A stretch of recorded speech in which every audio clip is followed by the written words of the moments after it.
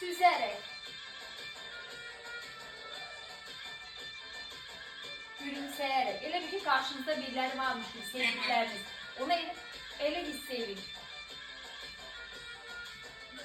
Bak, bu başka hareketli. Bakın, demiştim ya, yan lavaş. Bunu eleyebilirsiniz. Ama bu olmasın. Nene tarzına geç. Bilmedim. Dalga.